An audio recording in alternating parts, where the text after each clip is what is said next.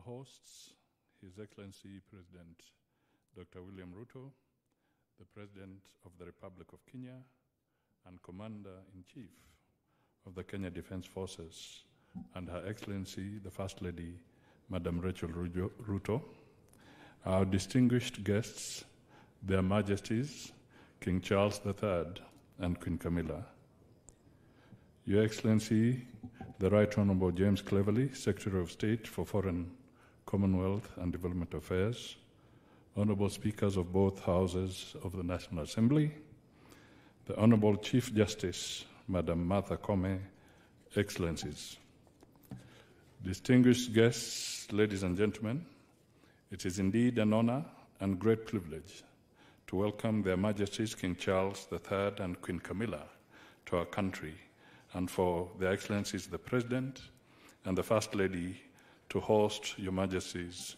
for this state dinner. His Majesty the King is no stranger to this country, having previously visited Kenya in 1971, 1978, and in 1987. However, this is the first time that His Majesty is making the first visit to Kenya as King, and His Majesty's first visit as a monarch to a Commonwealth country.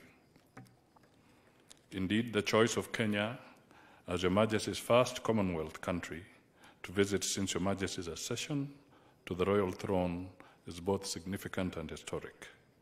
This visit also comes on the back of His Majesty the King and Her Majesty Queen Camilla hosting over 400 members of the Kenya United Kingdom community at Buckingham Palace last Tuesday.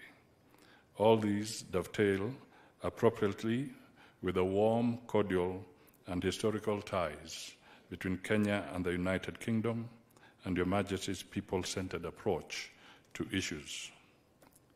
It is now my pleasure and privilege to welcome our host, His Excellency President Dr. William Ruto, and President of the Republic of Kenya and Commander-in-Chief of the Kenya Defense Forces. Karibu sana, Your Excellency.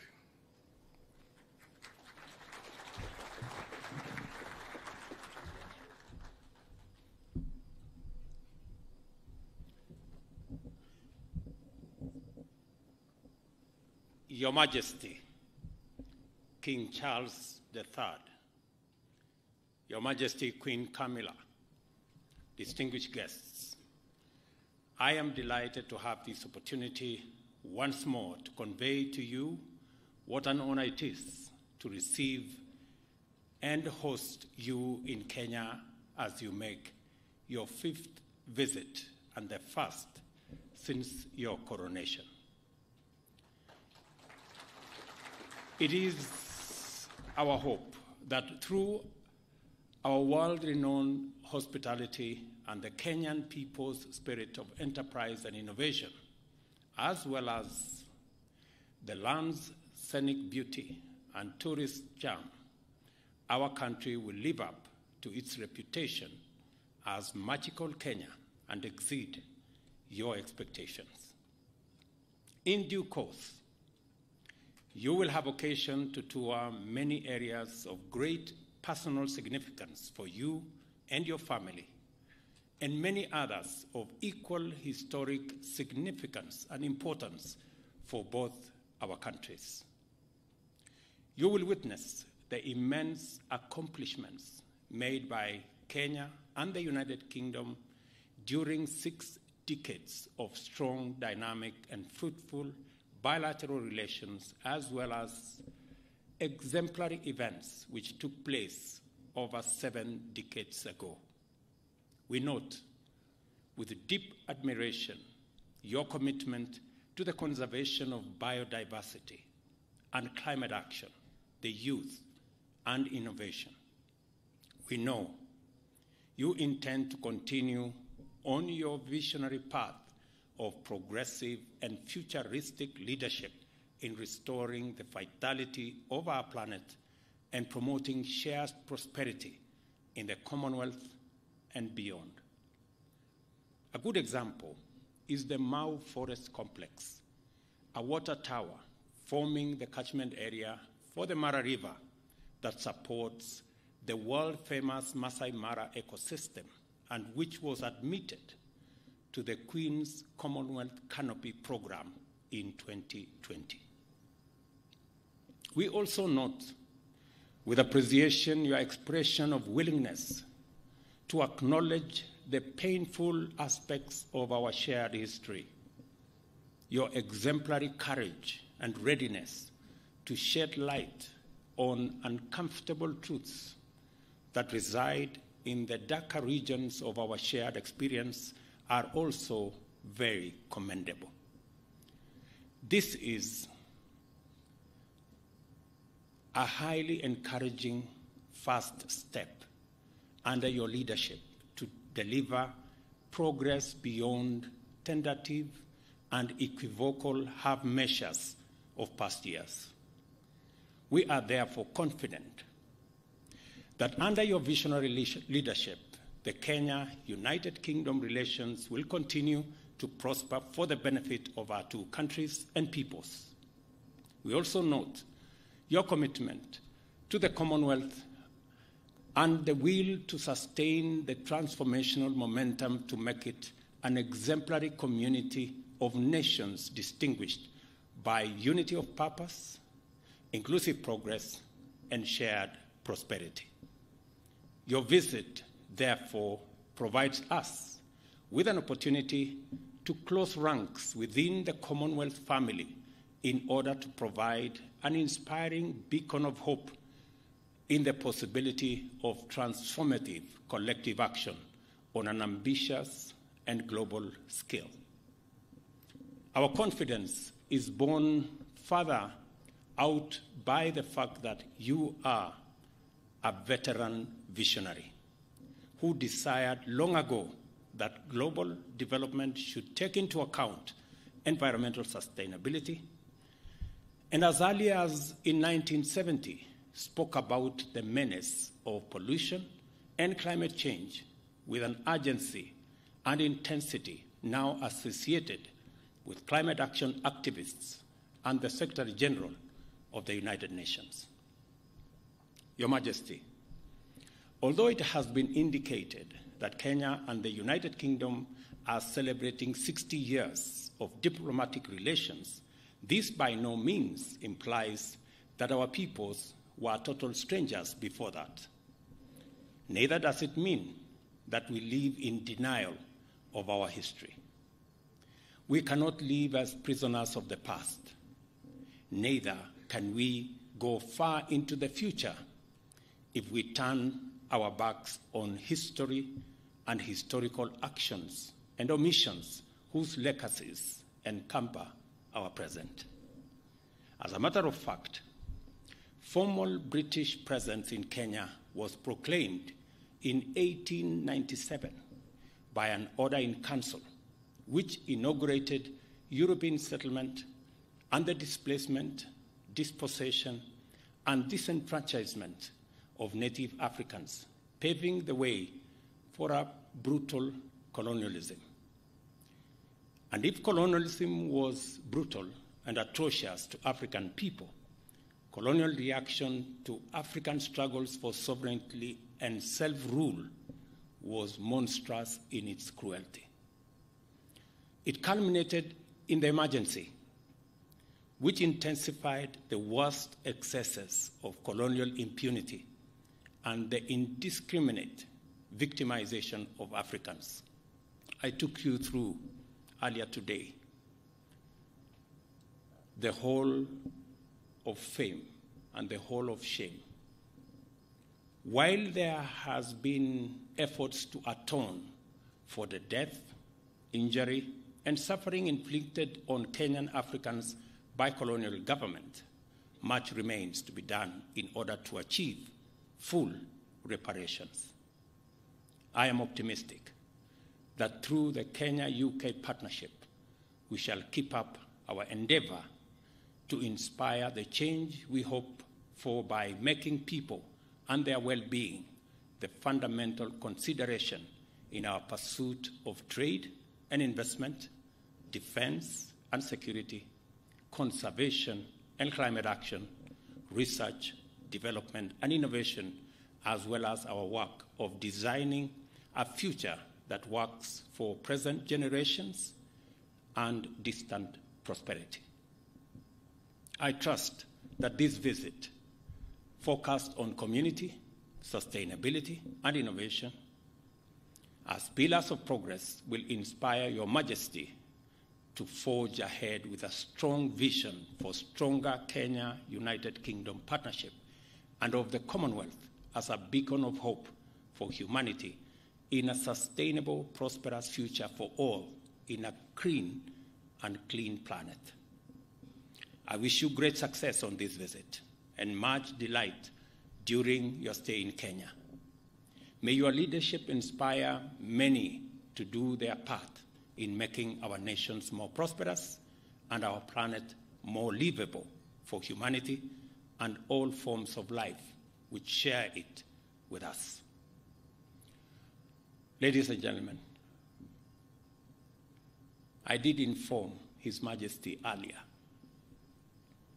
that in Kenya there is a concept called kingpin, and there is a contest for kingpins around Kenya. Different regions have different kingpins. And there is a vicious contest for this kingpin position, which literally amounts to not so much.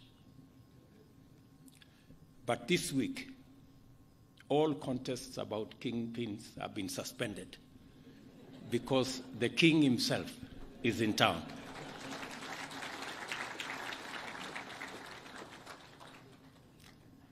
Let us drink to the long life and good health of His Majesty King Charles III and Her Majesty Queen Camilla, and to the enduring bonds of friendship and partnership for the shared prosperity of the people of our two great nations. Thank you. God bless you. God bless Kenya. God bless the United Kingdom. Asanteni sana.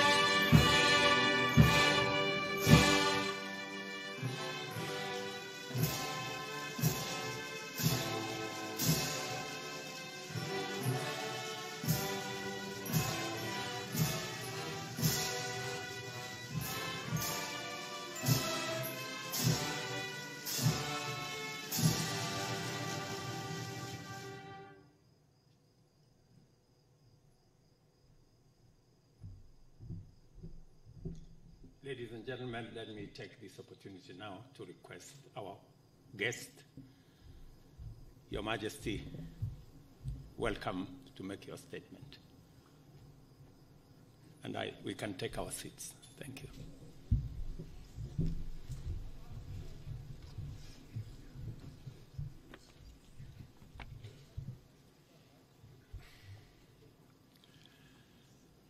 Mabibi na mabwana, hamjambo, niaje, ni furaha yangu kuwa nanyi jioni ya leo. I cannot tell you what a great pleasure it is for my wife and I to be back in Kenya once again. I am enormously grateful to you, Mr. President, Madam First Lady, for your most generous invitation to make this state visit. The tremendous hospitality you have shown us and the wonderfully warm welcome that you and the people of Kenya have extended to us have touched me deeply. If I may say so, it is particularly special to be able to return to this extraordinary country in the 60th year of your independence. Today, Mr. President, you and I stood by the mighty Mugumo tree, which marks the spot where almost 60 years ago the Kenyan flag was first raised. It seemed to me that the tree is thriving, strong and deeply rooted, just as this great republic and her people continue to thrive. It means a great deal to my wife and myself that in our coronation year, our first state visit to a Commonwealth country should bring us here to Kenya.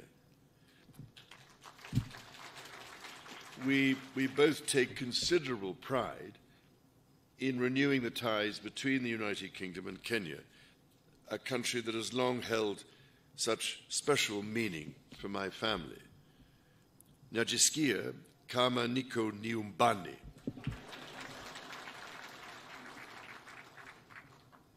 Now, it is well known, I think, that my dear mother, the late Queen, had a particular affection for Kenya and the Kenyan people.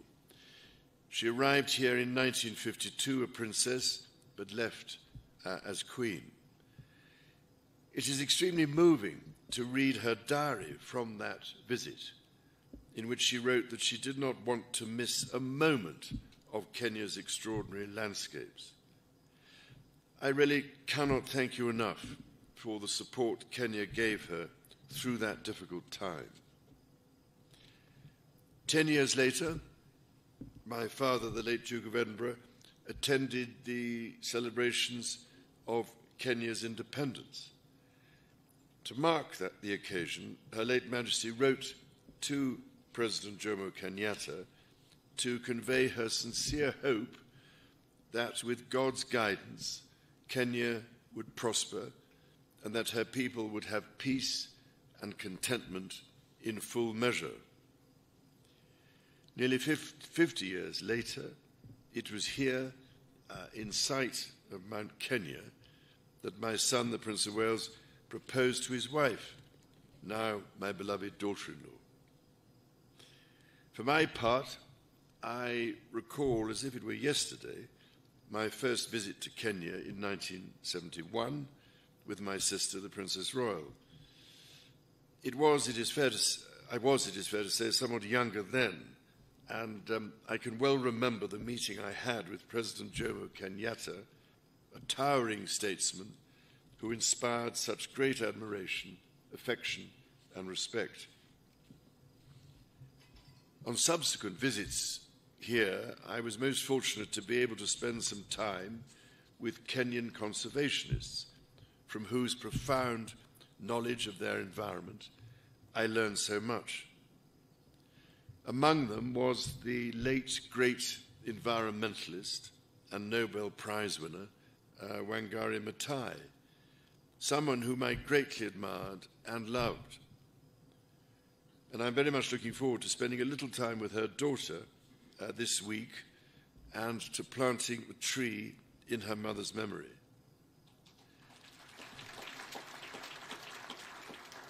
As Wangari Maathai said, when we plant trees, we plant the seeds of peace and seeds of hope. We also secure the future for our children. This is a sentiment that, as avid dendrophiles, lovers of trees, I know, Mr. President, that you and I share. Indeed, having been planting trees for most of my life, I thought I was doing rather well. But your ambition to plant 15 billion trees makes me look rather more critically at my own efforts. Ladies and gentlemen, my own and my family's special connections to Kenya are but one example of the myriad links between our two countries. The British people hold a deep affection for Kenya and visit in their tens and even hundreds of thousands every year. By the same token, I am delighted and proud that so many Kenyans choose to live, work and study in the United Kingdom. Before travelling here, my wife and I held a reception in London to celebrate the invaluable contribution of Kenyans and British Kenyans to almost every field of British life, from the arts to medicine to academia. I was as touched by their affection for the United Kingdom as I was immensely grateful for what each of them brings to my country. It is the intimacy of our shared history that has brought our people together. However, we must also acknowledge the most painful times of our long and complex relationship.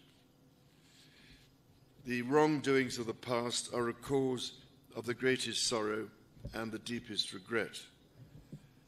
There were abhorrent and unjustifiable acts of violence committed against Kenyans as they waged, as you said at the United Nations, a painful struggle for independence and sovereignty. And for that, there can be no excuse.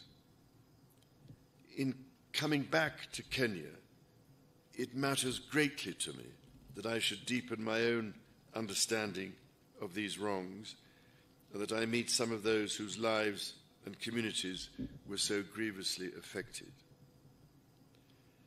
None of this can change the past, but by addressing our history with honesty and openness, we can perhaps demonstrate the strength of our friendship today. And in so doing, we can, I hope, continue to build an ever closer bond for the years ahead. As Jomo Kenyatta said, our children may learn about the heroes of the past. Our task is to make ourselves the architects of the future. Mr. President, in returning to Kenya, I have been struck by the many ways in which our country's relationship is now closer than ever. It is a modern partnership of equals facing today's challenges and looking to the many opportunities that together we can seize. Whether by using the King's Cross regeneration as a model for the Nairobi Railway City, or by learning from Kenya how the blue economy can really work for local communities. All of you here this evening and across our countries deserve our gratitude for your ceaseless work to realize our joint ambitions. Our people's security is a paramount concern. It is fitting, then, that Kenya's first Marine Commando Unit was established earlier this year, trained by British Royal Marines. I also look forward to visiting Karioko War Grave Cemetery, where I will honor Kenyans and other Africans who died in 2 world wars.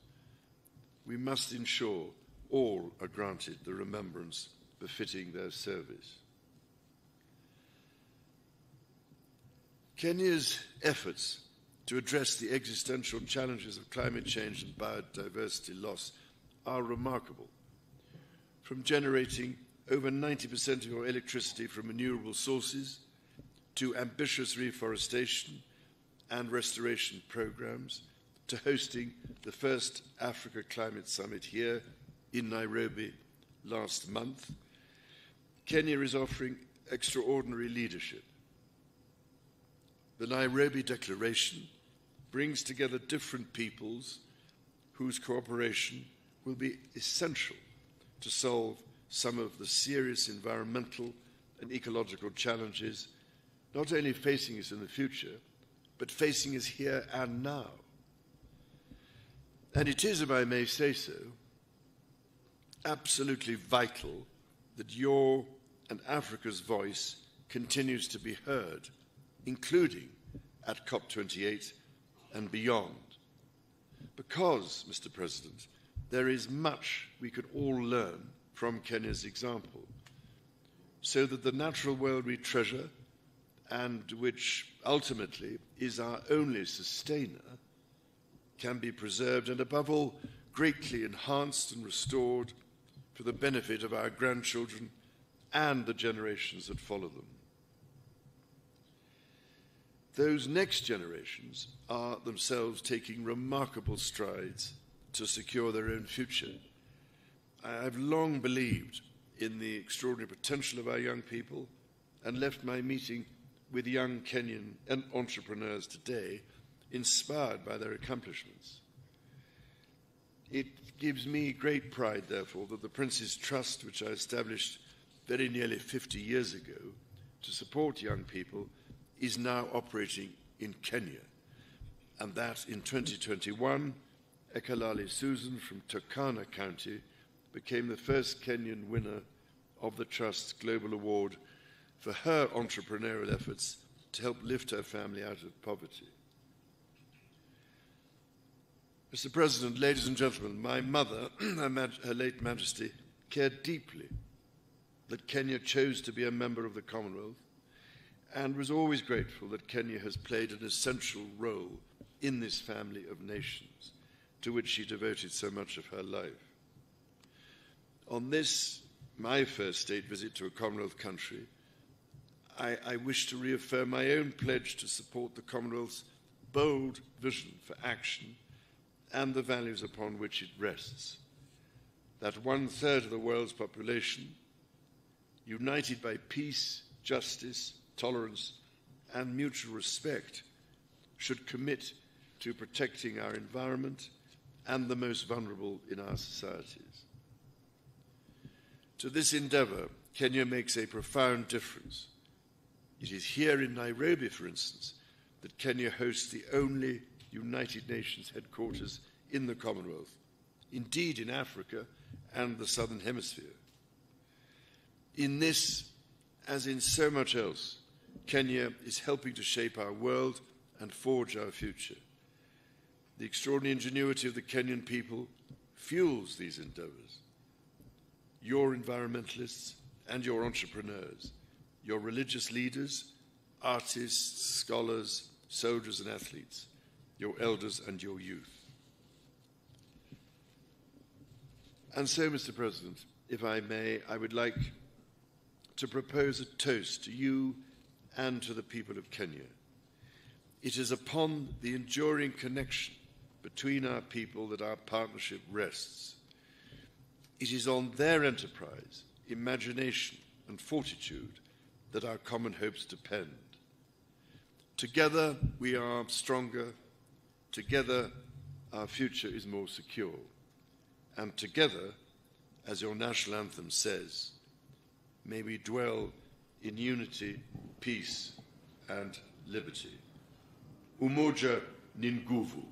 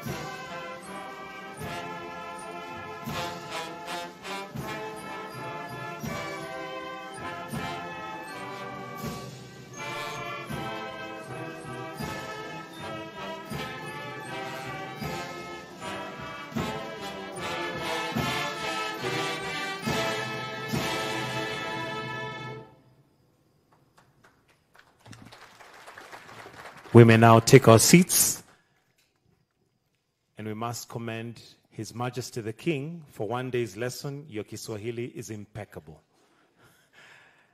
Dinner will now be served, and as you put your